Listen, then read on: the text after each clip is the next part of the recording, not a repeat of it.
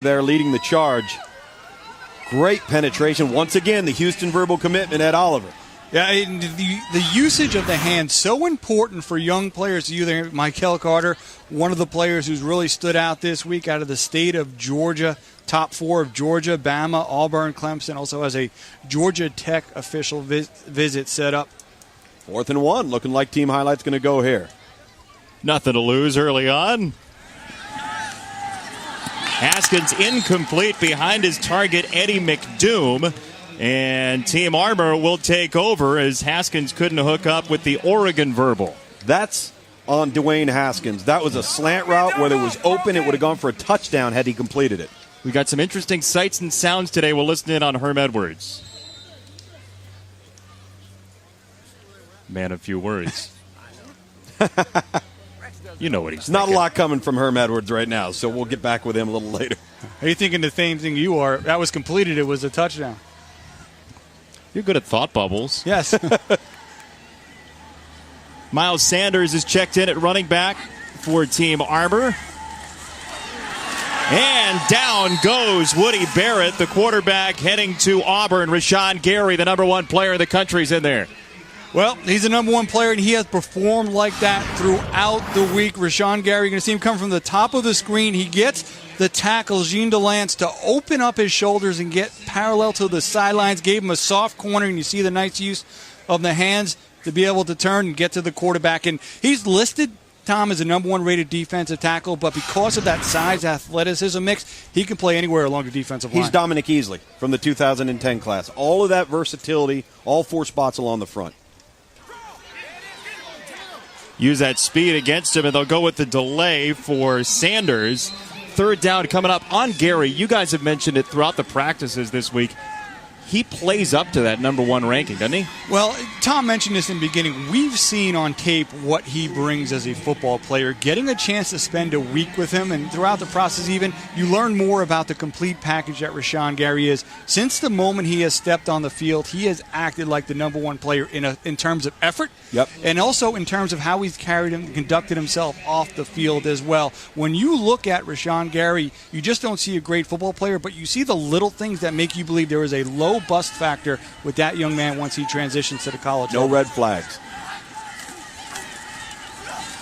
Barrett under duress again, and he finds his way across the 35 on Gary to wrap that. His mother was on set with you all a couple days ago, and she said, look, he's got 2 choices for college. He said his list was up to 9. Mom said 2, so he's at 2 right now, right? The list has fluctuated between 5, 7, 9. Mom says there's 2. I'm going to tell you how many there are. There's 2. But keep in mind, you got to get to the decision maker. So if Mom says 2, she's the decision maker. Maybe his tummy as well. He mentioned food courts are very important to him in recruiting. See this bottom one right here, pad level. That's an area for all young players in the trenches, offensively and defensively. Levante Taylor waves it off. And a nice punt from Mann goes 41 yards. We'll get to that punt coming up after you are this. Listening to Another the Under station Armour with announcement. 5:53 to go in the first. Matt Schick will tell you where another player is headed. Coming back after the break, we'll hear from Terrence Davis. Hey guys, you can chat with me anytime while we're live, but please do not call in. This is A. Maryland, Michigan, Florida fans will be interested as we head down to Matt Schick with another Under Armour verbal commitment. Matt. Thank you, Jason. Here with Terrence Davis, number 7 offensive guard, number 125 overall in our ESPN 300. Where will you be headed to school, Terrence? First off, I'd like to thank God, my parents, my coach, my mom. And the recruiting process has been fun, but it has to come to an end. And without further ado, I'll be taking my talents for the next 3 or 4 years to the University of Maryland. Little help from Mom there. Melinda, you're sporting the glove, so I assume you're on board with him staying close to home. 100%. What was it about Maryland and head coach DJ Durkin? You said, you know what, this is the place for me. Just my comfortability. You know, when I first met him, I loved his energy. I love the way where he's going with the program. And, you know, Maryland's been recruiting me since the 8th grade, and I feel at home there, and I can have a lot of success. There's Pretty good quarterback, Dwayne Haskins here, who is committed to Maryland. I know he's taken some other visits. Have you been in his ear about your desire to block for him there in Maryland? Yeah, I told him once I commit, it's a wrap for him. He can't. You're not taking no more officials. All right, guys. Maryland and DJ Durkin get a big man to block for what they hope is Dwayne Haskins. Guys. Boy, that look on Haskins' face was interesting, wasn't it, down there? Like, oh, he just pushed me even further to Maryland. All right, conspiracy theorist. Pipe down there. America saw what he looked like. No, when you talk about Davis, he's from DeMatha. He's a local product. Maryland has done a pretty good job recently of keeping those local guys. Absolutely. That is crucial for the success of that program, is keeping those players close to home. Here's Malik Henry in at quarterback, the Florida State commit, the number 2 quarterback dual threat. And we take a look at what Maryland has done so far. And now with Davis on board, they have commitments from 3 of the top 5 players in the state of Maryland. You add guard Richard Meriden to the mix right there out of D.C. There's so much good talent in the DMV area, meaning Washington, D.C., Maryland, Northern Virginia. They cannot let programs like Ohio State and Penn State continue to come in there and raid that talent. Now with 3 of the top 5 committed, that's a nice start for DJ Durkin as he tries to finish strong here, putting together this first class after being hired.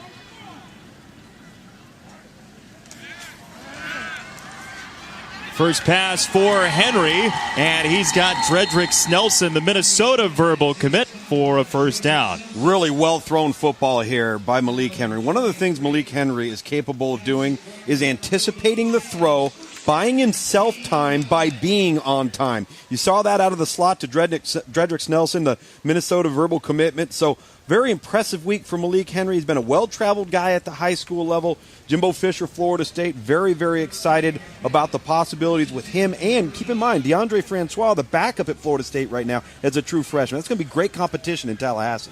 Henry coming from California, where Chris Ricks was from as well. Florida State gets another quarterback from the West Coast. Henry to throw again, and this one out of bounds for A.J. Brown, the uncommitted wide receiver out of Starkville High School. And there you see Christian Fulton, who is another uncommitted player.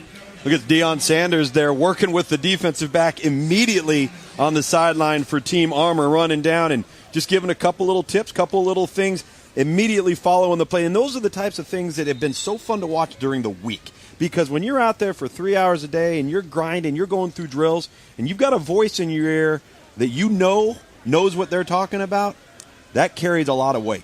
A couple of defensive backs said Deion has given them some tips on how to annoy wide receivers. Well, just get under their skin a little bit. On the ground, Whaley once again, and third down coming up. And with not only Deion Sanders and Steve Mariucci and Herm Edwards, the coordinators are also ex-NFL coaches. There's a lot of experience on that field. I always tell the players, if you listen, at the end of the week, maybe you walk away with just one trick of the trade that makes you a better football player, better prepares you for college. There is so much experience and information to soak up throughout this week. We'll also hear from Deion Sanders later on in the game. He'll be with Matt Schick, so certainly stay tuned for that as Team Highlight hits third down in this 9th annual Under Armour All-America game. Tough snap, and Henry just has to fall on his sword. Well, that's on Malik Henry right there. He took his eyes off the football, trying to get downfield on a big third down. He's going to wish he had that play back because they had man-to-man on one-on-one down the wide side of the field with a lot of green grass to work with. And with the defensive fronts we've seen so far in the first 2 or 3 series here, Craig, you cannot afford to have a mishap in the backfield because the offensive line is outmanned. Time is at a premium. Yes.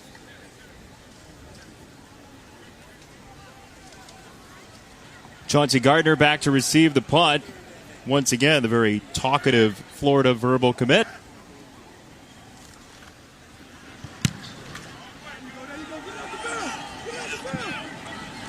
And he will let this roll into his body. Ball's loose. First major error, and N'Keal Harry picks it up. The ball blown dead at the 12-yard line. Maybe a little bit too much confidence here to try to make a play, and it looks like Chauncey Gardner, the Florida Verbal Committee, he's going to back off and thinks he gets a favorable roll but cannot find a handle on it. And that's an inadvertent whistle. That ball should not have been blown dead. That should be a touchdown right now for N'Keal Harry and team highlight. Not quite sure why the officials decided to blow that one dead, unless they're saying team highlight recovered it and the knee is down. Well, he certainly wasn't down. He certainly wasn't down, so they are going to give the ball to team highlight. Interesting call by the officials. Ninth season, still no replay challenges in the Under Armour All-American game, but we should note that these are played under college rules. Except for instant replay, correct. Right. So 1 foot and bound, 15-minute quarters. Good effort in the kicking game there, again, by the Arizona State verbal commitment.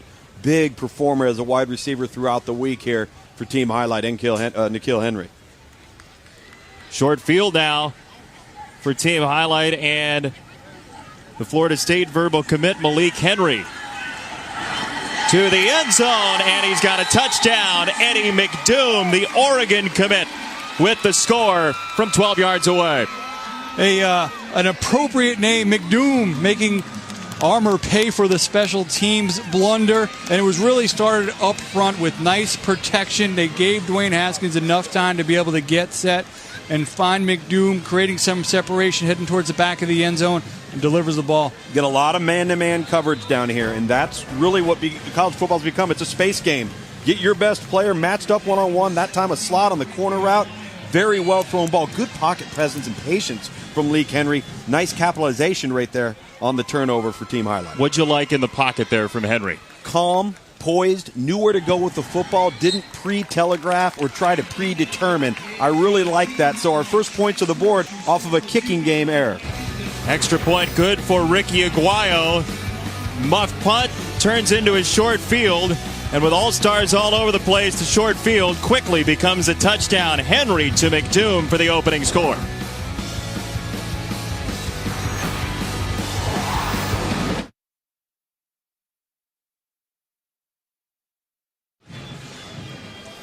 They're happy in Eugene. Oregon commit Eddie McDoom, the touchdown, 7-0 team highlight. And we take a look at today's All-America game flashback, brought to you by Under Armour. And our flashback takes us to Ronald Darby now with the Buffalo Bills, possible defensive rookie of the year. He's the number 3 cornerback out of Potomac High School, then turns into the defensive rookie of the year in the ACC in 2012 and the 50th pick in the NFL draft last year. And he's played tremendously well with Leotis McKelvin and everybody back in that Bills secondary. Yeah, Florida State, he followed LaMarcus Joyner the following year, and then you move on, and now Derwin James had a huge freshman campaign for the Seminoles. You are listening to The Station took over with the A. starting role Screenogle. at safety, so a lot of success in Florida State and Under Armour All-Americans, as is Aguayo's brother, one of the most accurate kickers in all of college football for the Seminoles as well. Fairly similar at this age, too, Yes, don't you think? No doubt. So 7-0 team highlight with the lead on the touchdown to McDoom, and we'll see Team Armour back at it again. And if you're a Florida State fan, no shortage of kicking talent coming in. They also have a commitment from Logan Tyler, who was the place kicker for Team Armour. He's got a strong leg. If you watched the kicking competition during the skills challenge yesterday, he put forth an impressive performance winning that. Florida State currently with the 4th best recruiting class in the country right now. Tyree Cleveland showing off some tremendous speed. A top wide receiver, Cleveland, number 6 in the country. We told you we've got sights and sounds all over the place. Steve Mariucci, Herm Edwards are wired today.